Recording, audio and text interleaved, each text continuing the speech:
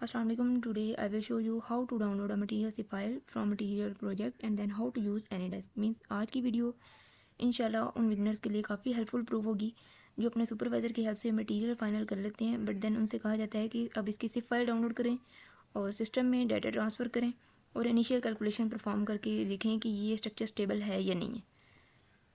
Date time उनको नहीं idea होता कि सिप फाइल कहाँ से डाउनलोड करनी है और कैसे हम सिस्टम में इस फाइल को ट्रांसफ़र करेंगे।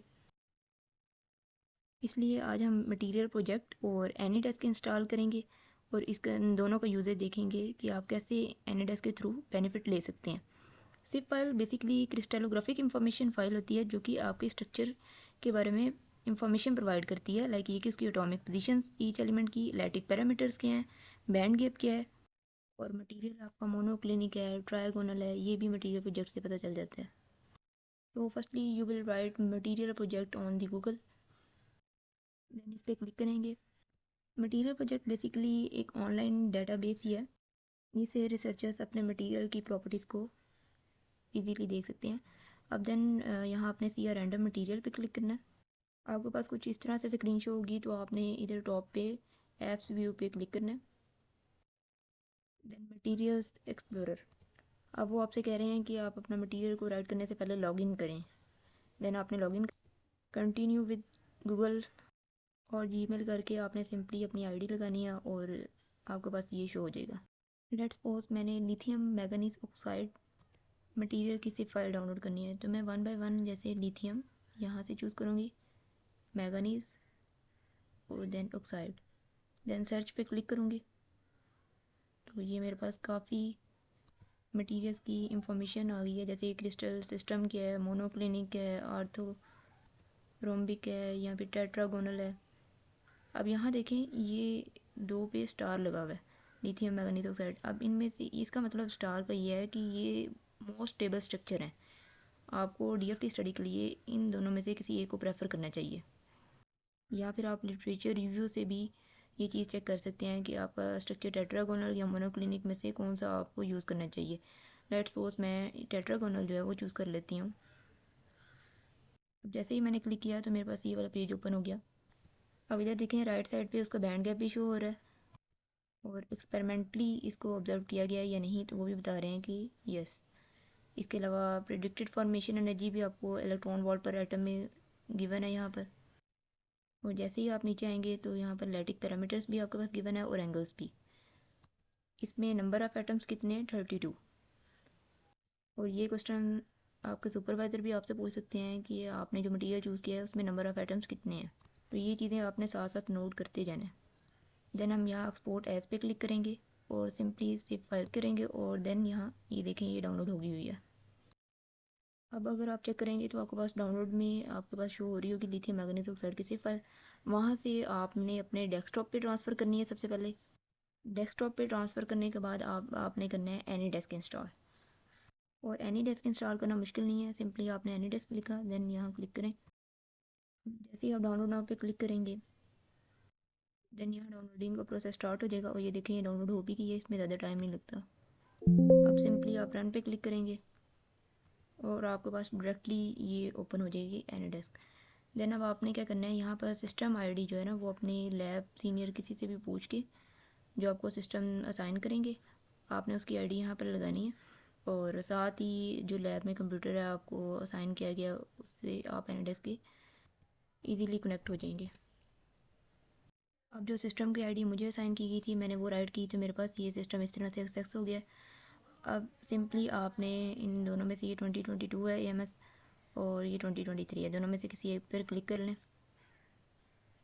तो आप देखेंगे इधर स्टूडेंट्स ने डिफरेंट कैलकुलेशंस परफॉर्म की गई हैं और यहाँ पर आप देखें ये कैलकुलेशन जो है वो किल हुई है। इससे ऊपर वाली जो है वो कंप्लीटेड है, मींस पॉजिटिव रिजल्ट आए हैं। और ये देखें ये ब्लैक सर्कल का मतलब ये है कि आपकी कैलकुलेशन जो है वो कंप्लीट हो गई है। और ये जो नीचे वाला था ये बता रहा है जॉब स्टेटस स्किल्ड, ठीक है। अब मैंने ब्लैक वाले पे क्लिक किया तो ये बता रहा है जॉब स्टेटस रेडी, मीन्स आपकी कैलकुलेशन जो है वो कंप्लीटेड है। अब आप उसके रिजल्ट्स लें और देन उसको प्लॉट करें। किल उस केस में होती है कि जब आपने पैरामीटर जो है ना वो ठीक सेट नहीं किए, आपको बाद में याद आया कि ये नहीं मैंने ये वाला चूज़ करना था, आप सिंपली इसको किल करें और अगर वो रन भी कर रही है तो आप अगेन लगा लें। ठीक है, अब ये कैलकुलेशन जो है रेड एरर शो कर रही है, ये देखें कि मतलब इसमें कैलकुलेशन में कोई पैरामीटर जो है वो आपने ठीक यूज़ नहीं किया, या फिर इसमें कोई एरर है तो आप इसको री अगेन जो है ना वो लगाएं या चेक करें कि क्या इशू आ रहा है। अब आपने कैलकुलेशन रन करने के लिए सबसे पहले अपनी फ़ाइल को इधर ट्रांसफ़र करना है। उसके लिए यहाँ पर आप ऊपर देखेंगे ब्राउज़ फाइल्स, यहाँ पर क्लिक करें। देन एक तरफ जो है लेफ़्ट साइड पे आपके लैपटॉप की फ़ाइल्स शो हो रही हैं और राइट साइड पे सिस्टम की जितनी भी फाइल्स हैं वो शो हो रही हैं। अब देखें ये लिथियम मैंगनीज ऑक्साइड की हमारे लैपटॉप में फ़ाइल पड़ी है, हमने इसको ट्रांसफ़र करना है। उसके लिए पहले सिंपली आप सिस्टम में एक फ़ोल्डर बनाएं अपने नेम से, देन उस फाइल को इधर ट्रांसफ़र करें ताकि आपको अपनी फ़ाइल्स को अप्रोच करने के लिए डिफ़िकल्टी ना हो। आप इजीली अपने नेम से देखें और अपना फ़ोल्डर को ओपन करें और एक्सेस कर सकें कि आपकी कौन सी फ़ाइल कहाँ पर है। ये सिंपली फ़ोल्डर बनाने के लिए आपने इधर प्लस पे क्लिक करना है। देन एट द एंड आप देखें आपको कह रहे हैं कि फ़ाइल का नेम रखें कोई, यहाँ पर आपने कोई भी नेम रखना है। फॉर एग्ज़ाम्पल मैंने नेम रखा है BS फिज़िक्स। ठीक है, जैसे ही आपने BS फिज़िक्स नेम रखा है आपने साथ ही एंटर कर देना है और ये देखें ये बी कैटेगरी में BS फिज़िक्स यहाँ पर शो हो रहा होगा। देन आपने BS फिज़िक्स पर क्लिक करना है, अपने एक तरफ फ़ोल्डर को मेंशन करना है। दूसरी साइड पर आपने जिस फाइल को ट्रांसफ़र करना है, जैसे लिथियम मैंगनीज ऑक्साइड की फ़ाइल है, इसको आपने सिंपली क्लिक करके इधर अपलोड पे क्लिक करना है तो वो आपके फ़ोल्डर में ही ट्रांसफ़र हो रही है। अगर आप अपने BS फिज़िक्स को जो फ़ोल्डर आपने बनाया है न्यू उसको हाईलाइट नहीं करते, इट मीन्स कि वो इधर उधर ही शिफ्ट हो जाएगी, सॉरी ट्रांसफ़र हो जाएगी और फिर आप ढूंढते रहेंगे कि कहाँ पर है।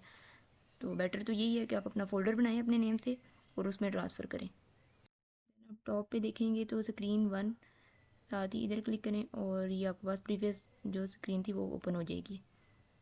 अब अगर आप देखेंगे तो राइट बिलो ये कुछ लाइंस वाले आपके पास ऑप्शन ओपन हो रहे हैं और ये एक फ़ोल्डर वाला है, आपने सिंपली फ़ोल्डर वाले पे क्लिक करना है। ये शो कर रहा है कि ये जो आईडी आपको दी गई है सिस्टम नंबर 7 की है, तो आपने सिंपली इस पर क्लिक करना है और ये डिफरेंट स्टूडेंट्स ने अपने सब ने अपने अपने फ़ोल्डर बनाए हुए हैं और आपका ये BS फिज़िक्स यहाँ पर शो हो रहा है। आप इस सिंपली इस पर क्लिक करेंगे तो आपकी सिर्फ फाइल जो है ना इधर मौजूद होगी।